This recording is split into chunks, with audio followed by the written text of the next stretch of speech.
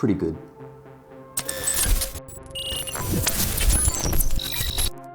Sony has released their new cinema alpha lineup, the Sony FX3, and we were able to take it out for a couple of days and give it a test run.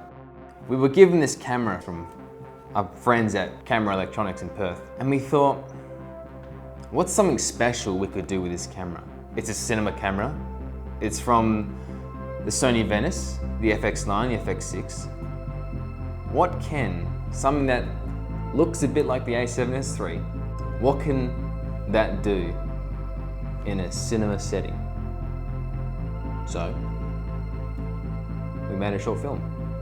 So 4 days before we get the camera, I brought a team together. We wrote, produced, and filmed a short film called Titan. We wanted to base our entire review of how well this performed in an actual film environment, to see how cinema this camera is. It holds up. It really does. This thing blew me away. Don't let how small it is fool you. It is a cinema machine. Let's talk about the body. It's light, it's compact. It feels good in the hands. The grip is nice and sturdy. It's a flip out screen. You got a big record button.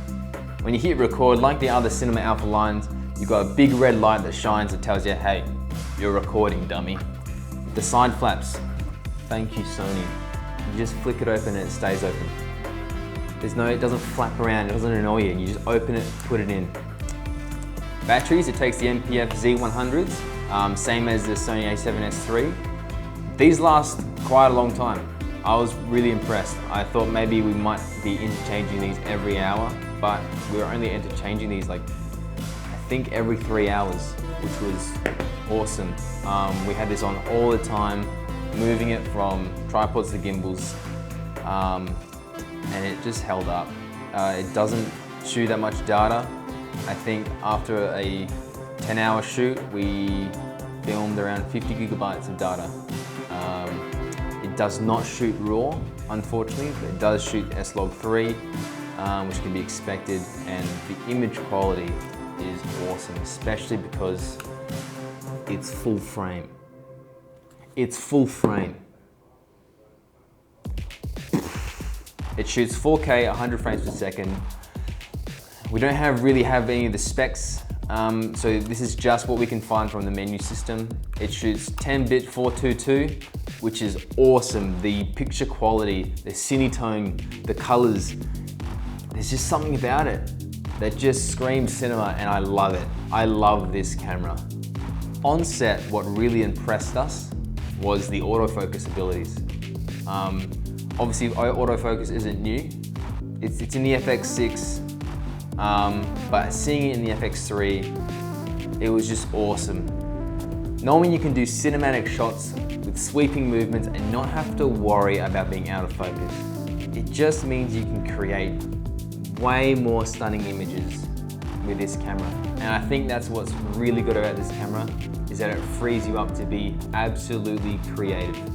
It really is a cinema camera. It helps you in every single way.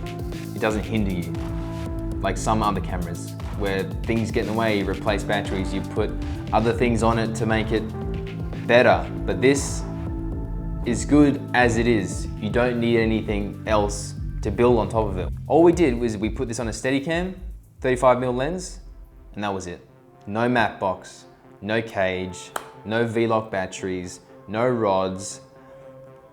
That was it. It shoots 4K, 100 frames per second, not bad. We don't know the full specs, so they will come out and hopefully we might do another video on that. I would like to see some RAW capabilities later on, maybe with a software update, but overall, I'm impressed. I'm really impressed. When we saw the first image and we color graded it, the colors were just amazing, and I couldn't highly recommend this enough. Sony, well done. Thanks for watching this video. This is the FX3 review. Many more to come. The short film is called Titan.